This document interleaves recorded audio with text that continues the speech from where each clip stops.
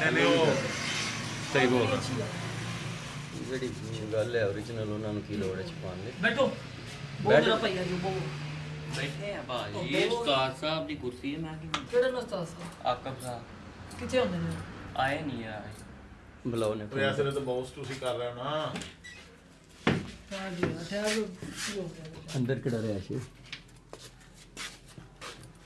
ਮਿਹਰਬਾਨੀ ਇੱਧਰ ਆ ਜਾਓ। बैठो ਜਾਂ ਉੱਥੇ ਹੋ ਜਾਓ बैठो तो सही मैं गल डॉक्टर कराना साहब मैं कर लांगे बैठो। ले लेंदे ना ਤੁਸੀਂ। ਬੇਟਾ ਮੈਂ ਕੋਈ वो बैठो तो सही ਸਦਕੇ ਜਾਵਾਂ ਮੈਂ ਬੋਝੇ 'ਚ ਨਹੀਂ ਪਾਲਣ ਲੱਗਾ। ਇੱਕ ਮਿੰਟ ਮੇਰੀ ਗੱਲ ਸੁਣੋ ਸਾਨੂੰ ਸਾਡਾ ਕੰਮ ਕਰਨ ਤੁਸੀਂ ਫੋਨ ਕਰ करो ਲਓ। डॉक्टर साहब ਤੁਹਾਡਾ ਨਾਮ करो जी सलाम वालेकुम जी जनाब ਮਕਸਲ ਮਕਸਦ ਜੀ केड़ा ਡਾਟ ਸੀ ਐਲੋਪੈਥਿਕ ਡਾਟ वालेकुम सलाम डॉक्टर साहब गल करे हां ਟੋਟਲ ਮੈਡੀਸਨ ਐਲੋਪੈਥਿਕ। ਚਲ अस्सलाम वालेकुम जी जनाब की हाल है ठीक हो कैसी तबीयत है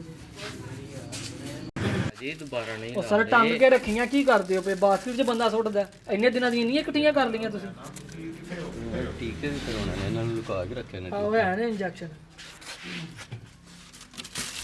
ਅਗਰ ਇਹਨਾਂ ਨਾਲ ਗੱਲ ਕਰਨਾ ਉਹਦਾ ਸੁਈਆਂ ਵੀ ਕਮਾਲ ਤੋਂ ਲਾ ਦਿੰਦੇ डॉक्टर साहब आओ जरा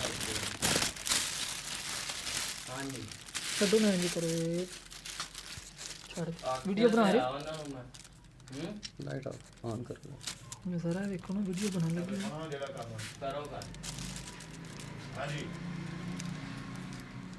ਡਾਕਟਰ ਸਾਹਿਬ ਵੇਖੋ ਮੇਰੀ ਗੱਲ ਸੁਣੋ ਜਿਹੜੀ ਤੁਹਾਡੀ ਆਪਣਾ ਸਿੰਗਾ ਵੀ ਇਸਤੇਮਾਲ ਰੱਖੋ ਸਾਰਾ ਇਸਤੇਮਾਲ ਸ਼ੁਦਾ ਨੇ ਸੈਟਅਪ ਇਹਨਾਂ ਦਾ ਸਾਰਾ ਹੋਮਿਓਪੈਥੀ। ਮਿਹਰਬਾਨੀ ਨਾਮ ਬਤਾਓ ਅਸੀਂ ਨਹੀਂ ਚਾਹੁੰਦੇ ਗੱਲ ਸੁਣ ਲਿਆ ਸਰ ਡੀਡੀ ਹੈਲਥ ਨੂੰ ਕਾਲ ਕਰੋ ਇਹ ਤਾਂ ਸਾਰੇ ਸੀਲ ਹੋਣੀ ਹੋ ਨਹੀਂ ਜਾਣਗੇ। ਰਿਕੁਐਸਟ ਦਾ ਮਤਲਬ ਇਹ ਹੁੰਦਾ ਨਾ ਗੱਲ ਸੁਣਨੇ ਜੇ ਤੁਸੀਂ ਦੂਰ ਤੱਕ ਹੋਣੀ ਨਾ ਆਈਡੀ